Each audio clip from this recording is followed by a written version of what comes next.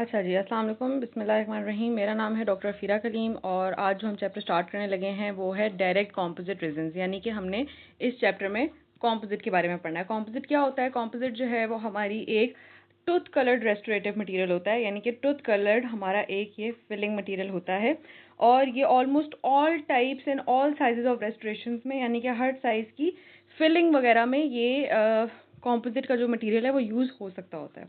उसके अलावा इसका एक और फ़ायदा ये होता है कि ये तब यूज़ होता है जब आपने minimal loss of tooth structure करना है। मतलब अगर आपकी कोई केरीज़ किसी भी एरिया में प्रेज़ेंट है, तो मेनली आपने उस एरिया के सिर्फ़ केरीज़ को रिमूव करना होता है। इस रेस्टोरेशन को लगाने के लिए आपको कोई भी रिटेंटिव फ़ॉर्म या कोई भी रिटेंशन वग़ैरह के लिए कोई एक्स्ट्रा टूथ रिमूवल नहीं करना पड़ता, जो कि अमेलगम के अंदर हमें करना पड़ता होता था।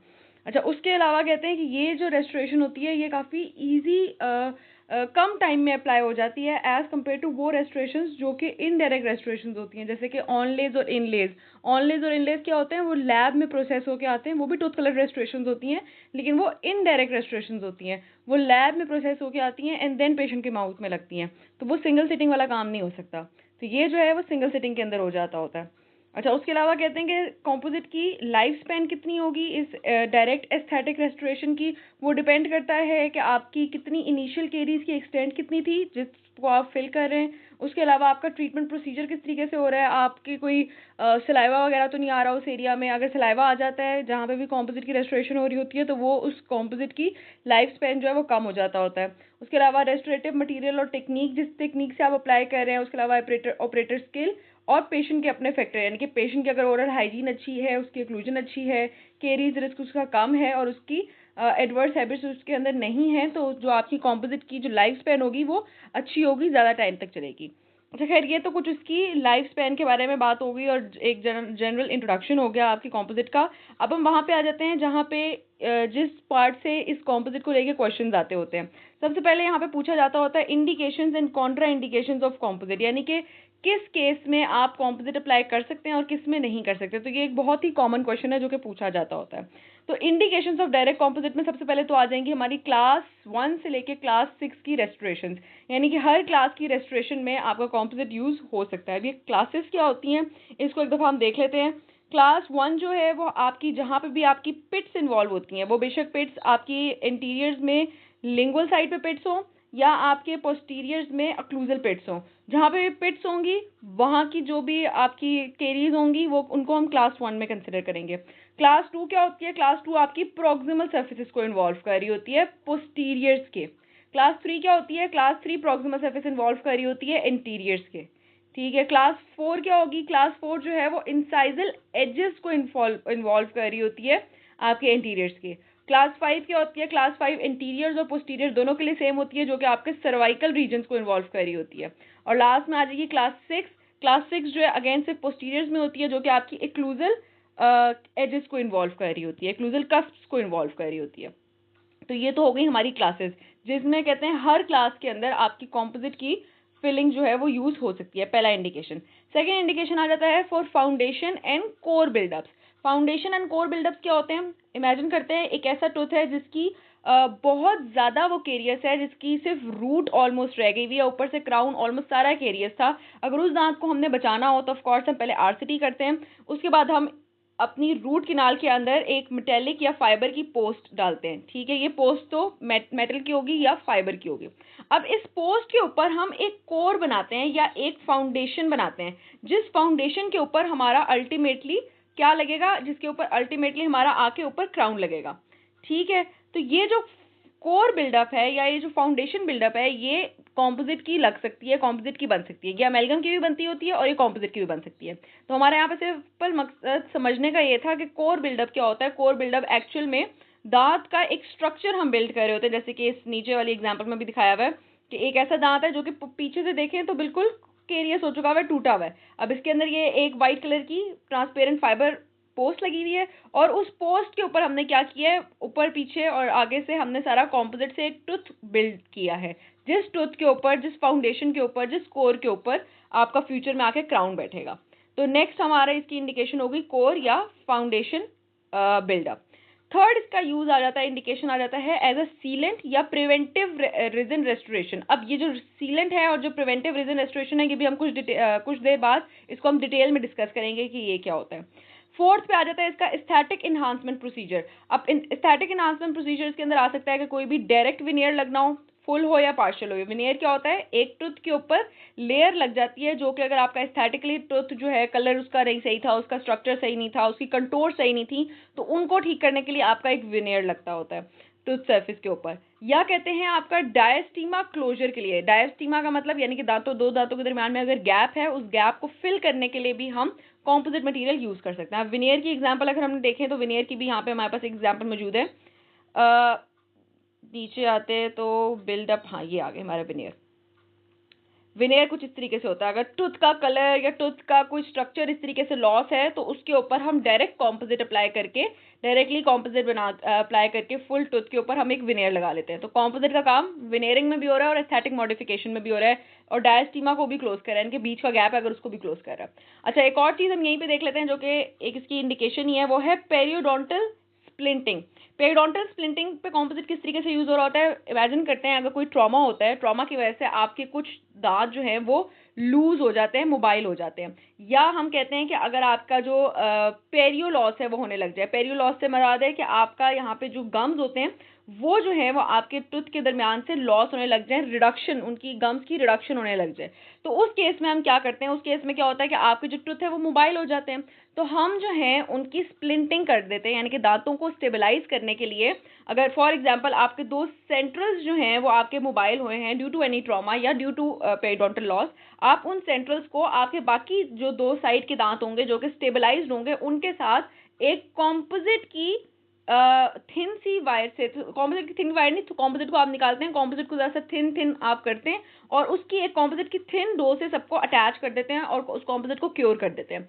मतलब क्या हुआ है, मतलब ये हुआ है कि आपने एक तरीके से स्टेबलाइज कर दिया है अपने मोबाइल दांत को, आपने एक तरीके से स्प्लिंट लगा दिया अपने मोबाइल दांतों पे, अपने स्टेबलाइज दांतों के साथ, ताकि वो जो आपके दांत मोबाइल थे, हिल रहे थे, वो अब हिलना रुक जाएं। और कुछ अर्से तक जब स्प्लिंट लगा रहता है तो उस टाइम तक आपके जो सराउंडिंग गम्स होते हैं वो भी आपके दांतों को अच्छे से पकड़ लेते हैं, और जो आपके दांत मोबाइल हुए हुए थे वो कुछ टाइम बाद स्टेबलाइज हो जाते हैं। तो ये होता है हमारा पेरियोडोंटल स्प्लिंटिंग। पेरियोडोंटल स्प्लिंटिंग जो है उसके कुछ स्पेशल फाइबर्स भी आते होते हैं, कुछ वायर्स भी होती हैं, और ये काम कॉम्पोजिट से भी परफॉर्म किया जा सकता है, जो कि अभी हमने इसकी इंडिकेशन में था तो अभी हमने वो देख लिया।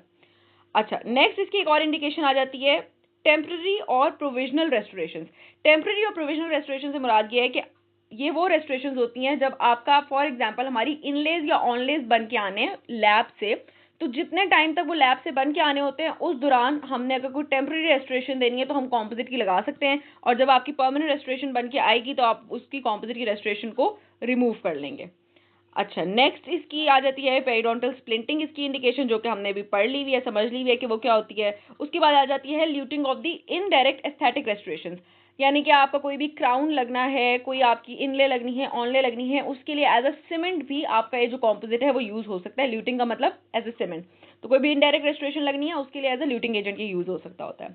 कॉन्ट्रा इंडिकेशंस आ जाती हैं। कॉन्ट्रा इंडिकेशंस जब आपने कॉम्पोजिट बिल्कुल यूज नहीं करना, वो है कहते हैं जब भी इनएबिलिटी टू आइसोलेशन हो, यानी कि अगर आप किसी एक एरिया को आइसोलेट नहीं कर सकते, यानी कि वहां पे सलाइवा होगा, बहुत ज़्यादा ब्लीडिंग होगी, उस केस में आपने कभी भी कॉम्पोजिट यूज़ नहीं करना, क्योंकि जब भी कोई एरिया ड्राई नहीं होगा तो वहाँ पे आपकी कॉम्पोजिट की जो स्ट्रेंथ है वो कभी भी मैक्सिमम अचीव नहीं हो सकेगी।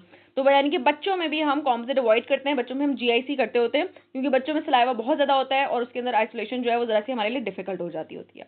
उसके अलावा कहते हैं एक्लूजल कंसिडरेशन। एक्लूजल कंसिडरेशन से मुराद ये है कि कोई ऐसा एरिया हो जहाँ पे बहुत ज़्यादा एक्लूजल फोर्सेस पड़नी है, तो वहाँ पे चांसेस होते हैं कि जो कॉम्पोजिट मटेरियल है वो वेयर आउट हो जाएगा और वो फ्रैक्चर कर जाएगा। तो उन एरियाज में जहाँ पे डायरेक्ट हैवी एक्लूजल फोर्सेस पड़नी होती हैं, उन एरियाज में हम अमेलगम को प्रेफर करते हैं, क्योंकि उसकी स्ट्रेंथ कॉम्पोजिट से बेहतर होती है।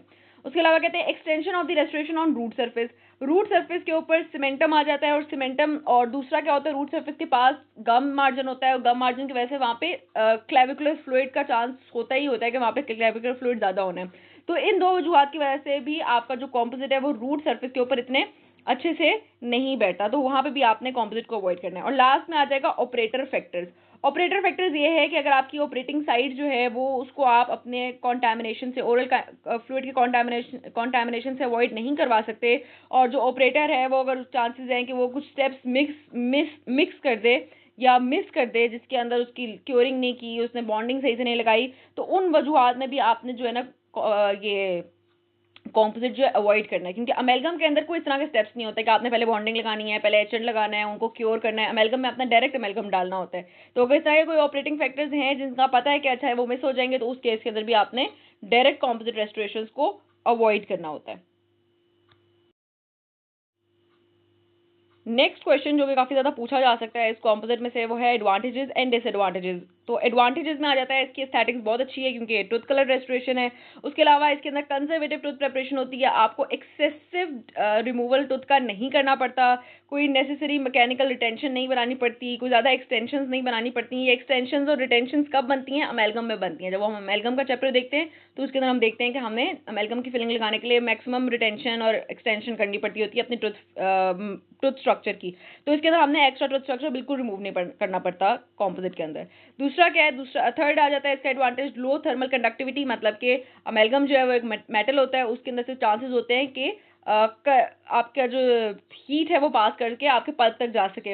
इसमें ऐसा नहीं होता। ये जो है ये एक इंसुलेटर होता है आपका कॉम्पोजिट, तो कोई थर्मल कंडक्टिविटी नहीं होगी। उसके अलावा कहते हैं इसका यूनिवर्सल यूज़ है, यूनिवर्सली ये यूज़ हो रहा है। हमें पता है अमेलगम जो है वो अब काफ़ी सारी कंट्रीज़ में ऑब्सलीट हो चुका हुआ है, लेकिन जो कॉम्पोजिट है उसका यूनिवर्सल यूज़ है।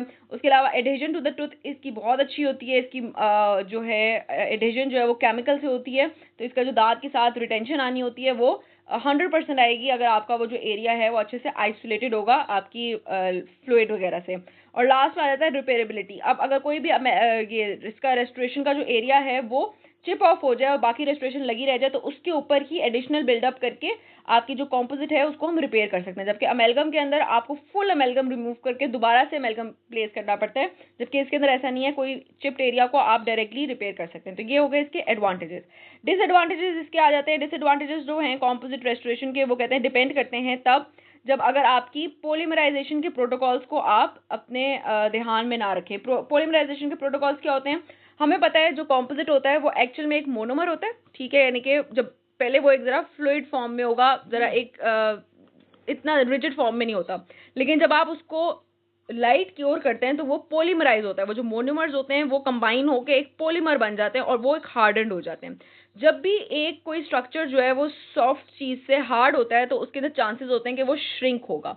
तो यही चीज़ यहाँ पे आती है। कहते हैं जब भी आपकी रूट सरफेस पे अगर आप अपना ये कॉम्पोजिट अप्लाई कर रहे होंगे और अगर आप उसकी इंटरनल कैविटी में, अगर किसी इंटरनल कैविटी में अगर आप अप्लाई कर रहे होंगे और वहाँ पे आप प्रॉपरली उसकी मार्जिन को बिल्ड नहीं करते, अपनी कॉम्पोजिट को प्रॉपर लेयरिंग में कॉम्पोजिट को नहीं डालते, एक ही लेयर में सारी कॉम्पोजिट डाल देते हैं। कॉम्पोजिट को आपको हमेशा लेयर्स में डालना होता है। एक आपने बेस लगाई, फिर आपने ऊपर लेयर डाल दी, फिर आपने तीसरी लेयर डाली। अगर आप लेयर्स में अपनी कॉम्पोजिट का काम नहीं करते और उसकी मार्जिन पे कॉम्पोजिट के सही से काम नहीं करते, तो चांसेस होते हैं कि पॉलीमराइजेशन श्रिंकेज क्रिएट हो, और फिर क्या हो जाए, श्रिंकेज से आपकी जो सराउंडिंग होंगी, जो मार्जिन होंगी कॉम्पोजिट की, वो लीक होने लग जाएंगी। यानी कि जो सराउंडिंग, अगर आपकी ये एक कैविटी है तो बीच का जो एरिया है वहां पे सिर्फ कॉम्पोजिट रह जाएगा और सराउंडिंग से आपका जो कॉम्पोजिट है वो सारा का सारा रिमूव हो चुका हुआ होगा, खत्म हो चुका हुआ होगा। क्यों? क्योंकि वहां से सराउंडिंग से आपका सारे एरिया की श्रिंकेज हो गई भी होगी आपके इस कॉम्पोजिट की। तो एक तो इसका मेजर डिसएडवांटेज ये आ जाता है कि इसके अंदर पॉलीमराइजेशन श्रिंकेज के स्ट्रेसेस की चांसेस पॉसिबल होते हैं,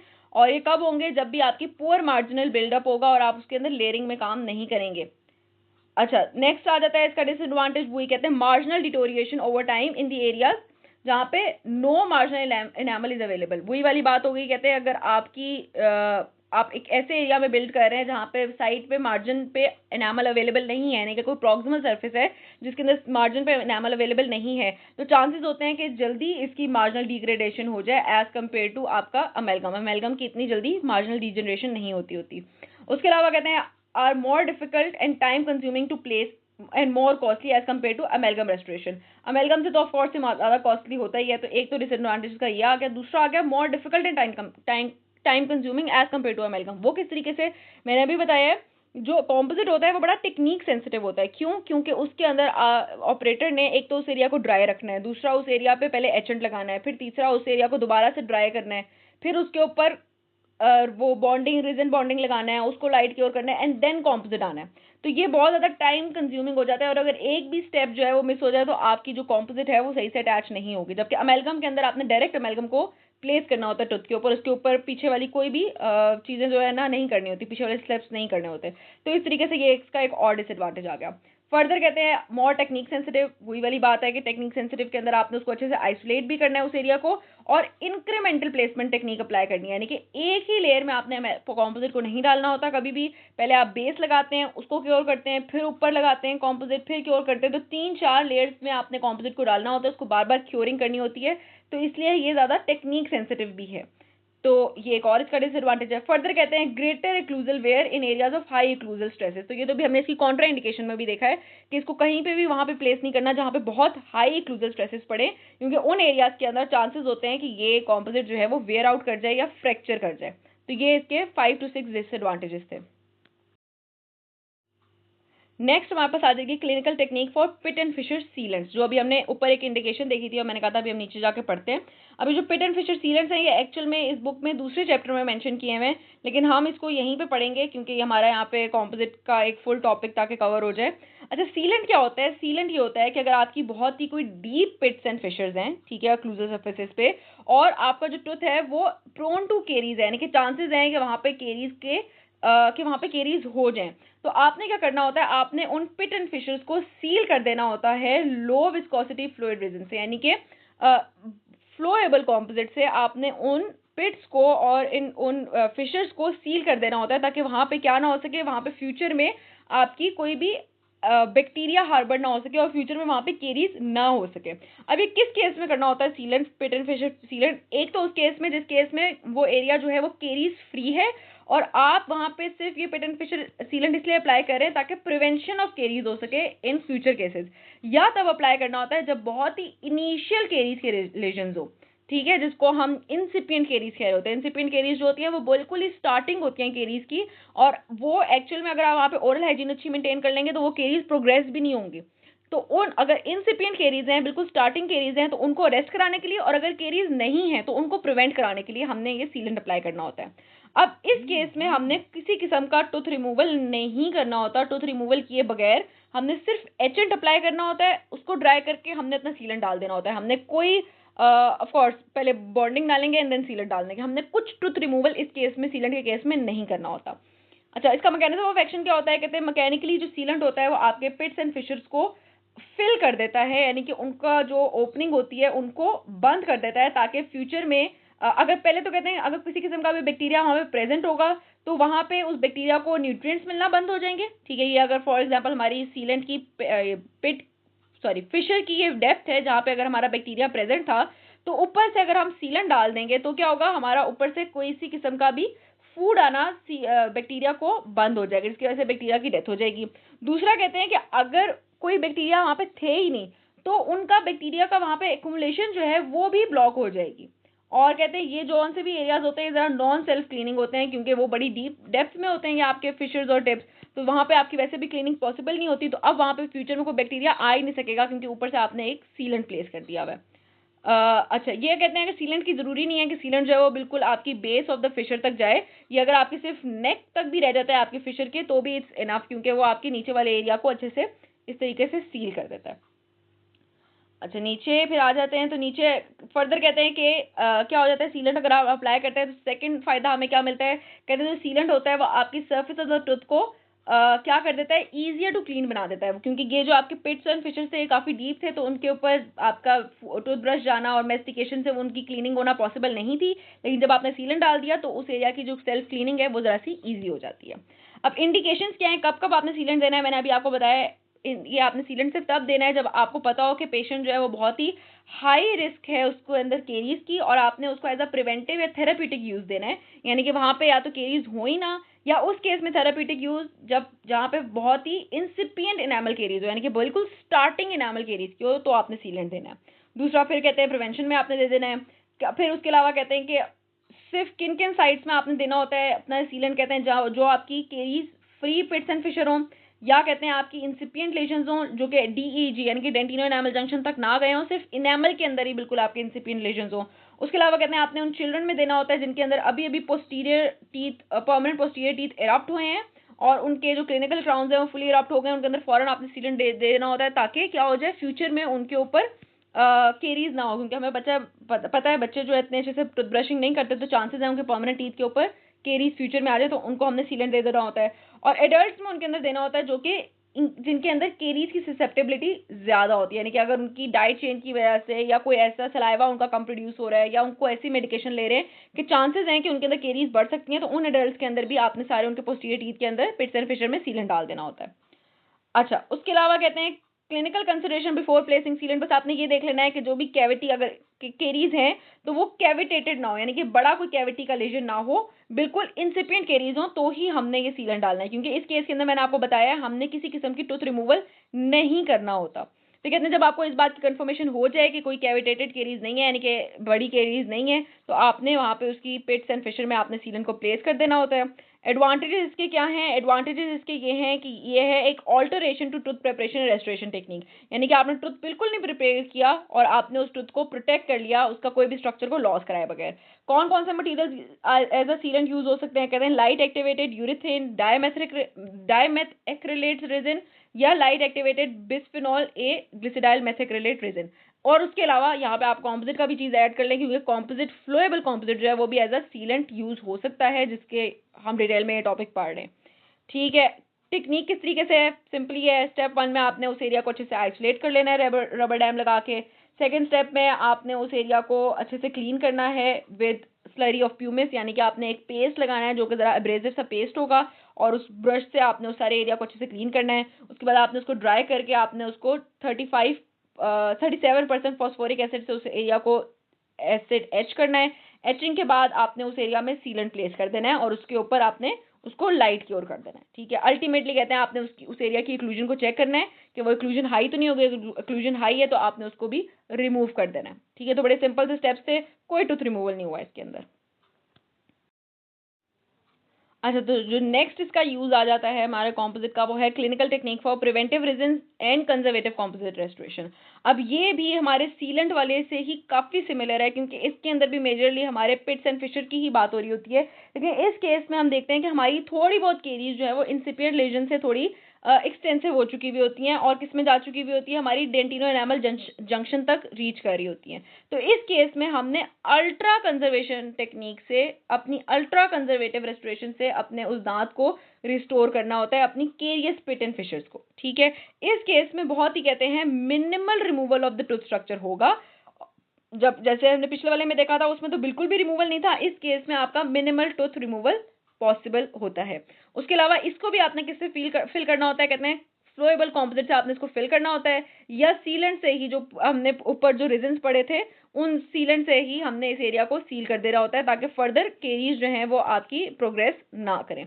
इस टेक्निक को हम कंजर्वेटिव कॉम्पोजिट रेस्टोरेशन भी कहते हैं, क्योंकि इसमें हमने बहुत ही कंजर्वेटिव रखता होता है अपने दांत को, बिल्कुल ज्यादा दांत के स्ट्रक्चर को हमने रिमूव नहीं करना होता। ये प्राइमरीली कहाँ पे यूज हो रहा होता है? आपकी इक्लूजल केरीज के अंदर यूज हो रहा होता है, जहाँ पे आपकी पिट्स एंड फिशर्स इन्वॉल्व होती हैं। क्लिनिकल टेक्निक इसकी क्या है? कहते हैं जो भी आपके सस्पिशियस पिट्स एंड फिशर्स होंगी, जहाँ पे चांसेस होते हैं कि वहाँ पे एक्टिव केरीज हैं, उन एरिया को आपने अच्छे से असेस करना है एंड देन आपने उन एरियाज को उतना ही रिमूव करना है जितने वहाँ पे केरीज हों, जिसकी एग्जाम्पल उन्होंने नीचे बड़ी अच्छी एक दी हुई है। हाँ, यहाँ पे उन्होंने 2 दांत दिखाए हुए हैं, एक फर्स्ट प्रीमोलर है, एक सेकंड प्रीमोलर है। सेकंड प्रीमोलर पे कहते हैं आपकी ज्यादा केरीज थी, जो कि यहाँ पे ब्लू से मैं मार्क कर रही हूँ, जबकि जो आपकी रेड से जो मार्क हुई है वहाँ पे एक ऐसी केरीज थी जो कि बिल्कुल ही इंसिपिएंट से थोड़ी ज्यादा थी, लेकिन जिनकी प्रोग्रेशन जो है अभी डेंटिनो एनामल जंक्शन तक नहीं गई हुई थी। तो इस केस में उन्होंने क्या किया है? इस केस के अंदर उन्होंने बिल्कुल कंजर्वेटिव प्रेपरेशन की है अपने टूथ की। कहते हैं एक स्मॉल डायमंड बर्ड से या एक स्मॉल बर्ड से, और सिर्फ उतना ही स्ट्रक्चर रिमूव किया जितना केरीज में आया हुआ था। कहते हैं जितनी भी आपकी सस्पिशियस फॉल्ट थी हमने उसको रिमूव किया, एक बहुत ही शेलो डेप्थ की प्रेपरेशन हमने क्रिएट की, उस एरिया को फिर हमने 35 to 40% फॉस्फोरिक एसिड से एच किया, उसको रिंस किया, फिर हमने बॉन्डिंग लगाया, उसको लाइट क्योर किया एंड देन वहां पे हमने फ्लोएबल कॉम्पोजिट को फ्लो करवा दिया। बस इतनी सी बात थी इस कंजर्वेटिव रेस्टोरेशन की, कि इसके अंदर बहुत ही स्मॉल बर्ड से बहुत ही कंजर्वेटिव तरीके से हमने टूथ का रिमूवल किया था। जैसे नीचे वाले स्ट्रक्चर में देखो जहाँ पर रेड मार्क हुआ हुआ है कि सिर्फ उतना सा पार्ट रिमूव हुआ है जितना थोड़ा सा केरीज का पार्ट था। हमने कोई कैविटी नहीं बनाई, हमने कोई एक्सटेंशन नहीं बनाई, सिर्फ थोड़ा सा पार्ट रिमूव किया। तो ये हमारा था कंजर्वेटिव अप्रोच वाला। अच्छा, उसके अलावा कहते हैं जब आपने उस एरिया को अच्छे से एच कर लिया तो आपने उन पिट्स एंड फिशर के अंदर अपना कॉम्पोजिट, फ्लोएबल कॉम्पोजिट या सीलेंट फ्लो करवा देना है। और ये टेक्निक बिल्कुल वैसी है जैसे हमने ऊपर पढ़ी है, बस इसमें डिफरेंस क्या था, थोड़ा सा टूथ रिमूवल था, बाकी कुछ एक्स्ट्रा नहीं था।